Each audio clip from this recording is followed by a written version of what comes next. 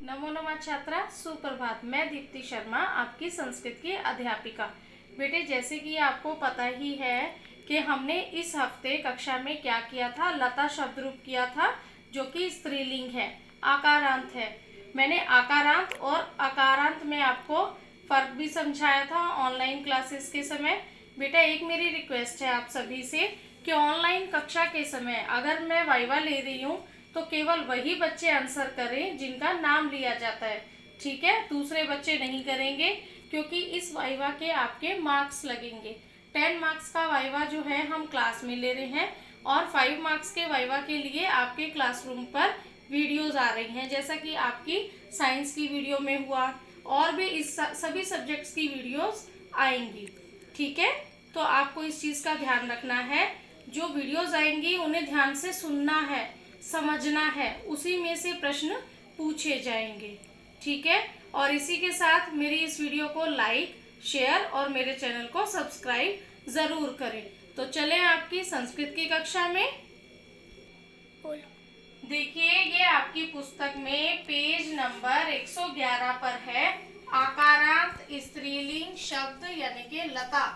हमने पहले जो राम शब्द रूप किया था वो था हमारा अकारांत अकारांत पुल्लिंग, वो पुल्लिंग था, ये स्त्रीलिंग है।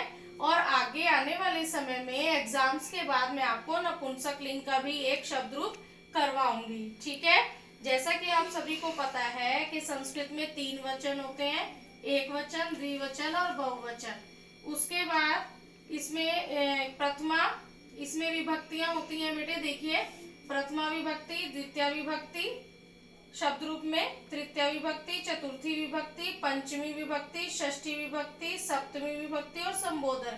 कुछ बच्चों ने मुझसे क्लास में पूछा था कि मैम अष्टमी नहीं होती? नहीं, अष्टमी विभक्ति नहीं होती है, सीधा सप्तमी के बाद संबोधन आता है। संबोधन का अर्थ होता है किसी को बुलाना, किसी को बुलाने के भाव में संबोधन का प्रयोग किया जाता है। तो चलिए देखते हैं कि लता शब्द रूप किस प्रकार से है। एक वचन लता, प्रथमा विभक्ति एक वचन लता, द्विवचन लते और बहुवचन लताः। बेटे, उच्चारण देख लीजिए, क्योंकि उच्चारण अगर आपका सही नहीं होगा तो भी आपके मार्क्स कट सकते हैं। जिस भी चीज का उच्चारण मैं आपको बोलूंगी कक्षा में वो आपको करके दिखाना है, ठीक है? तो इसके लिए आप लगातार अभ्यास करते रहें। जब जब आपको बोला जाता है कक्षा में या वैसे भी अगर आपको समझाया जाता है तो आपको उच्चारण करके अवश्य देखना है। द्वितीय विभक्ति लताम एक वचन, लते द्विवचन, लताः बहुवचन। द्वितीय विभक्ति में क्या है हमारा? लताम, लते, लताः। ये देखिए, प्रथमा विभक्ति का बहुवचन और द्वितीय विभक्ति का बहुवचन सेम है, ठीक है? थोड़ा सा अगर आप साथ साथ में इनकी पहचान कर लेंगे तो आपके लिए बहुत अच्छा रहेगा, आसान हो जाएगा। और द्विवचन भी सेम है, ये देखो, द्विवचन में भी लते हैं, और द्विवचन के, प्रथमा के द्विवचन में भी लते हैं और द्वितीय के भी द्विवचन में लते हैं। तो ये चारों तो सेम हो गए। और एक वचन में लता, जो कि नाम है, लता शब्द रूप, और द्वितीय में लताम, ठीक है? ये दो आपको एकदम से याद हो जाने चाहिए, ठीक है? चलिए आगे चलते हैं तृतीय विभक्ति पर। तृतीय विभक्ति क्या है? लत्या, लताभ्याम, लताभि, लताभिः, ठीक है? लत्या, लताभ्याम, लताभिः। चतुर्थी विभक्ति, पहले आ की मात्रा थी ये, अब ये आई हो गया, लतायै, ठीक है? लताभ्याम, लताभ्याम है, लताभि की जगह लताभ्यः, लताभ्यः, लतायै, लताभ्याम, लताभ्यः। पंचमी विभक्ति देखिए, लताया, लतायाः, लताभ्याम, लताभ्यः। पंचमी, चतुर्थी और पंचमी का बहुवचन सेम है, द्विवचन सेम है, ठीक है, एक जैसा है। षष्ठी विभक्ति लतायाः, देखिए षष्ठी का और पंचमी का एक वचन एक जैसा है, लतायाः, लत्यो, लतानाम, ये दोनों बिल्कुल अलग है, लत्यो, लतानाम। उसके बाद है सप्तमी विभक्ति लतायाम, लत्यो, लतासु, ठीक है? उसके बाद चलिए संबोधनम, हेलते, हेलते। एक वचन और द्विवचन सेम रहेंगे। हेलते, हेलते, बहुवचन में हेलताहा। ठीक है क्लास, आपको समझ में आ गया। ये देखिए, आपको याद रहे, आपकी सहूलियत के लिए मैंने यहाँ पर लिखा है ये कर्ता। लता, लता प्रथमा विभक्ति कर्ता, द्वितीय विभक्ति का नाम है करम, ये हिंदी के अकारक चिन्ह। तृतीय विभक्ति का नाम है करण, चतुर्थी विभक्ति है संप्रदान, पंचमी विभक्ति है आपादान, षष्ठी विभक्ति है संबंध, सप्तमी विभक्ति है अधिकरण और संबोधन, संबोधन। ठीक है, आपको जब आप वाक्य बनाएंगे तो आपको ये चीज ध्यान रखनी है। जैसे आपने कहा, जैसे अगर मैं कहती हूँ लता ने काम किया, लता ने काम किया, लता कार्यम, काम कार्यम, क्या आएगा? कुर्वती। ठीक है, लता ने काम किया, लता कार्यम, कुर्वंती नहीं आएगा, कुर्वती। ठीक है, उसके बाद देखिए दो लते। तो इस तरह से आपको ध्यान रखना है बेटे। ये देखिए, जो कर्ता है इसका हिंदी चिन्ह क्या है? ने। कर्म का कर्ता ने कर्म को। ये आपको टेबल लिखनी नहीं है, ये तो सिर्फ मैं आपको समझाने के लिए कर रही हूँ। आपको सिर्फ अपनी उत्तर पुस्तिका में लता शब्द रूप ही लिखना है। ठीक है, देखिए बेटा, लता शब्द रूप आपको सुंदर सुंदर अपनी कॉपी में लिख लेना है, क्योंकि आपके पेडियोटिक टेस्ट होंगे दिसंबर में आपके पेडियोटिक टेस्ट होंगे। उसमें लता शब्द रूप में से भी पूछा जाएगा, कोई भी विभक्ति पूछ ली जाएगी जिसे आपने लिखना है।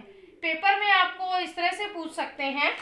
ये देखिए, मैं आपको इसमें करके दिखा देती हूँ। जैसे ये लिखा हुआ है हमारा लता है ना, ये अभी मैं नहीं छेड़ रही हूँ। जैसे लता, ये हमने डैश छोड़ दिया उसके बाद ये डैश छोड़ दिया हमने। ठीक है जी, ये वाला छोड़ दिया, तो आप लता, लते, लताहा, फिर क्या था? लताम, लते, लताहा। ठीक है, इसी तरह से आगे भी कहीं कहीं आपको क्या होगा, कहीं कहीं एक वचन दे दिया जाएगा, कहीं कहीं द्विवचन दे दिया जाएगा और कहीं पर बहुवचन दे दिया जाएगा। ठीक है, समझ में आ गया आप सभी को? तो ये आपने अपनी उत्तर पुस्तिका में करना है। चलिए 1 मिनट पुस्तक में देखिए आप। देखिए, पहले हमने किया था अकारांत राम शब्द रूप। अकारांत में राम जो है उसके बाद कोई मात्रा नहीं है माँ के बाद, इसलिए वो अकारांत है, अ है, छोटा अ। मैंने क्लास में भी समझाया था आपको, इस चीज़ का विशेष ध्यान रखें। उसके बाद है लता, जो हमने आज किया और पेडियोटिक टेस्ट में भी पूछा जाएगा इससे, आकारांत। ये आकारांत इसलिए है क्योंकि त के बाद आ की मात्रा है, लता। ठीक है, चलिए एक बार बच्चों मेरे साथ सभी बच्चे ये देखेंगे। पेडियोटिक टेस्ट के लिए आपका आ रहा है पार्ट 10। पार्ट 10 में से बच्चों मंडे के लिए पार्ट 10 में आपको गृह कार्य दे रही हूँ। सभी सेक्शंस वाले बच्चे ध्यान रखेंगे, पार्ट 10 में से मैं आपसे कुछ भी पूछ सकती हूँ। ठीक है, और अगर मैं वाइवा लूँगी तो पार्ट 11 से पूछूँगी। मंडे के लिए आप रिवीजन करके रखेंगे पार्ट 10 की। पार्ट 10 वृक्षाय नमः, चतुर्थी विभक्ति। ठीक है, इसमें आपने सभी ने इन शब्दों का उच्चारण कर कर देख लेना है। मैंने आपको पहले भी बोला था, शब्दों का उच्चारण करके जितना आप देखेंगे आपके लिए उतना ही अच्छा रहेगा सभी बच्चे। उसके बाद शब्द रूपाणी पूर्यत, ये देखिए जैसे इसमें है ना शब्द रूपाणी पूर्यत, इसी तरह से लता शब्द रूप आपसे पूछा जाएगा।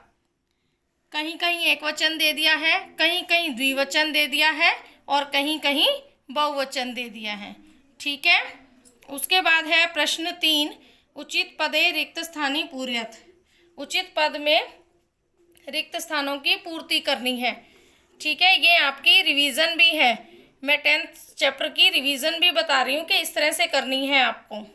ठीक है, पुस्तक में सभी कार्य करके रखेंगे, क्योंकि कभी भी आपकी पुस्तक भी चेक की जा सकती है।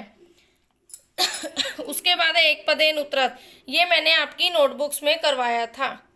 सभी बच्चों को इनके मीनिंग पता होने चाहिए।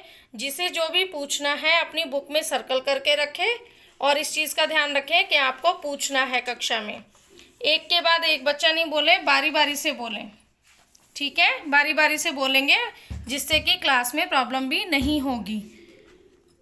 उचित पदम चित्वा रिक्त स्थानी पूर्यत, ये उचित पद पूरे करने हैं, ये भी मैंने आपकी पुस्तक में करवा दिया था। प्रश्न 6, विशेषण पदानाम विशेष्य, विशेषण क्या होता है? जिसकी विशेषता बताई जाती है। ठीक है, कि यह काला घोड़ा है। ठीक है, इस तरह से घोड़ा तो है लेकिन वो क्या है? काला है। और जिसके बारे में बताया जाता है वो होता है विशेष्य। क्या होता है? विशेष्य। उसके बाद है प्रत्येकम स्तंभात पदानी चित्वा वाक्य निर्माणम कुरुत, यानी कि 3 स्तंभ दिए गए हैं, क ख ग।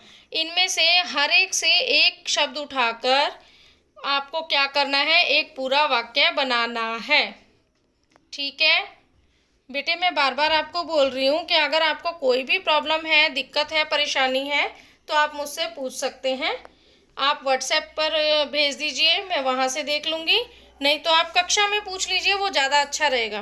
क्योंकि कई बार क्या होता है बच्चों, क्योंकि हर बच्चों की कई बार क्या होता है कि बहुत सारे बच्चों की एक ही क्वेरी होती है कि हाँ मुझे भी यही पूछना था। तो मैं आपसे यही कहना चाहूँगी कि कक्षा में ही पूछ लें। ठीक है, उसके बाद ये देखिए, चतुर्थी विभक्ति थी हमारा 10वां पाठ। एकादश पाठ में हमारा पंचमी विभक्ति का प्रयोग हुआ है, वान रहा। ठीक है, इसमें भी आपको बुक वर्क सारा करवा दिया गया है। जिस बच्चे को जो भी पूछना है मुझसे पूछ सकते हैं कक्षा के समय। ठीक है बच्चों, तो ये लता शब्द रूप आपने अपनी कॉपी में अच्छे से करना है, साफ साफ सुंदर सुंदर। हिंदी वाली टेबल रहने दीजिए, वो मैंने आपको समझाने के लिए लिखी है, और मैंने ये भी बता दिया कि किस तरह से कक्षा में पूछा जाएगा। मेरी इस वीडियो को लाइक करें, शेयर करें और मेरे चैनल को सब्सक्राइब करें। धन्यवाद।